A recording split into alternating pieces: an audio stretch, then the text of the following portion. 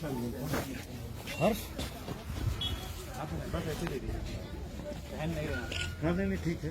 हर्ष इससे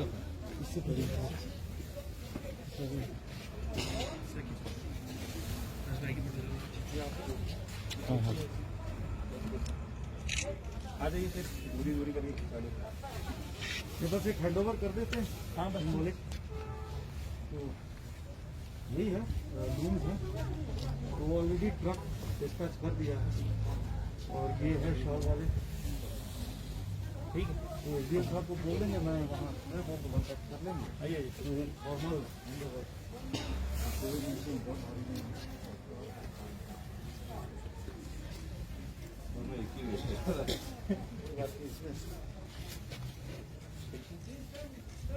clip clip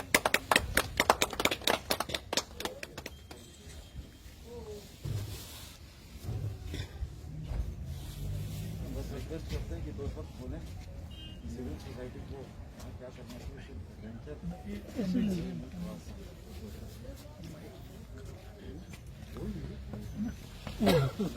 path finders और जितनी भी टीम है, थैंक यू आप लोगों के लिए कि मतलब आप जैसे एडवेंचर के लिए यहाँ पहले आते थे, लेकिन उसके साथ साथ यहाँ के जो लोगों के लिए जितना पॉसिबल थोड़ा मोड़ा जितना भी हो सकता है हेल्प करते हैं। जैसे इस बार थोड़ा बात हुई थी कि बॉर्डर विलेजेस में और जो खासकर चांगथंग एरिया में जहाँ पश्मीना वगैरह का काफ़ी ज़्यादा स्कोप है, तो वहाँ ये छोटे मोटे इंटरवेंशंस एटलीस्ट मतलब छोटे लेवल पर बहुत कारगर साबित हो सकता है। बाकी बड़े लेवल पर इंटरवेंशन के लिए हमारी गवर्नमेंट काम कर रही है, ऑलरेडी एडमिनिस्ट्रेशन काम कर रही है, पूरा डिस्ट्रिक्ट एडमिनिस्ट्रेशन हर कोई काम कर रहा है। बट जैसे अगर छोटे छोटे स्तर पर बात करें, 4 फैमिलीज़ को मिला के, 2 फैमिलीज़ को मिला के, 10 फैमिलीज़ को मिला के छोटे लेवल पर इंटरवेंशन करना, ये सब चीज़ें काफ़ी कारगर साबित है। थैंक यू आप सभी लोगों के लिए, क्योंकि आप इतना हेल्प करते हैं। Thank you so much.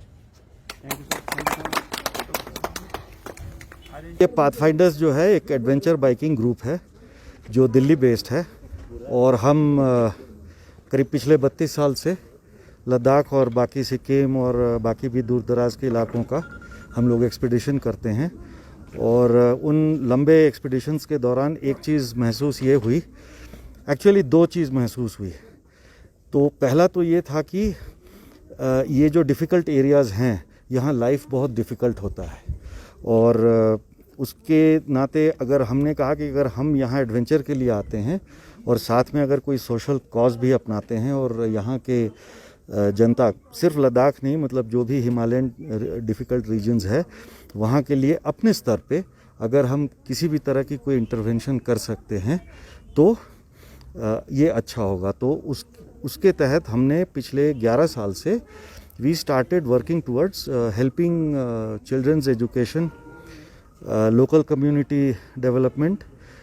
जैसे 2010 में we were among the first civil society groups to reach after the devastating floods, और we were here on the 4th day and we helped जो आपके रेफ्यूजी कैंप्स जो बने थे, जो relief camps, not refugee camps, I am sorry, relief camps बने थे, उनमें बच्चों के टेंट्स में सारे स्कूल्स वगैरह चल रहे थे, उनके पास कोई कॉपी किताब नहीं थी, तो वो हमने फिर दिल्ली से मंगवा करके एयरलिफ्ट करा के वो स्कूल्स चलाने के लिए हम लोगों ने शुरुआत करने की पहल की।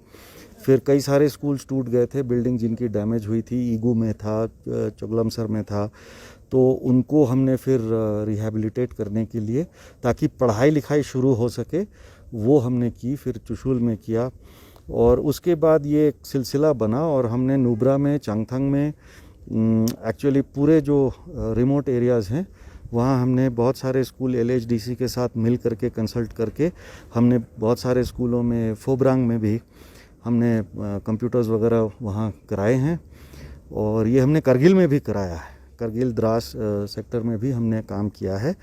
और इस साल माननीय DC साहब से जब हम लोग बात कर रहे थे कि साहब हम आ रहे हैं एक्सपीडिशन में, तो क्या हम कर सकते हैं थोड़ी बहुत अपने लेवल पे, तो उन्होंने कहा कि आप चांगथंग साइड में जो इस बार लॉकडाउन वगैरह होने की वजह से उनकी जो वुल है वो ऑफ टेक नहीं हुई, तो कहे कि अगर थोड़ा इंटरवेंशन हो जाए, उनको अगर लूम्स मिल जाएं तो वो वुल उनकी बर्बाद नहीं होगी।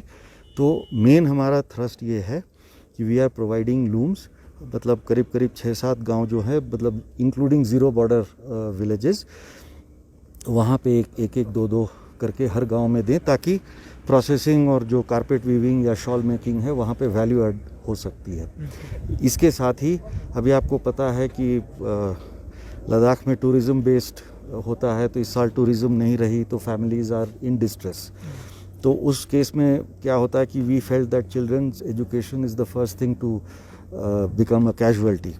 तो उसमें हम लोग इंटरवीन कर रहे हैं। We are providing stationery items, साथ में we are also providing them masks all these villages. तो अभी यहाँ से हम न्योमा जाएंगे, वहाँ एसडीएम साहब हमारे साथ होंगे और डीसी साहब ने कहा आप उनको साथ लेकर के जो भी वो गांव के लोग हैं उनको बुला करके उनके सामने फिर हम लोग ये हैंड ओवर करेंगे।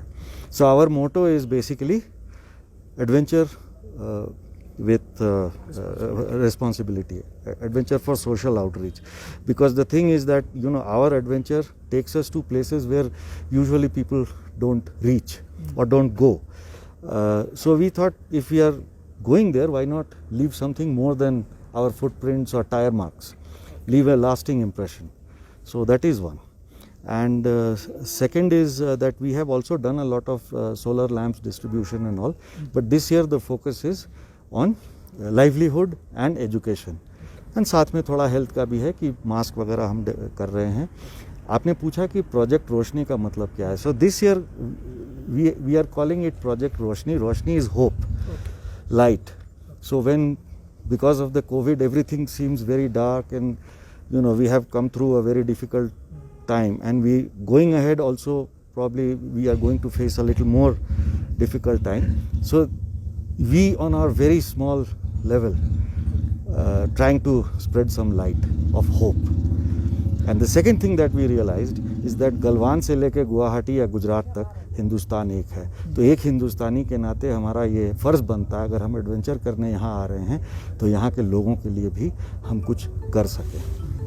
तो ये स्पॉन्सर्स कैसे पिचिंग करते हैं? स्पॉन्सर्स आर गिविंग अस जो स्पॉन्सरशिप होता है, so we are using part of the sponsorship other than whatever expense is incurred on the expedition part. Okay. So basically what we do is we take the sponsorship for expedition and then we are using this, and if you see that these are all government companies, so they have a very strong due diligence process.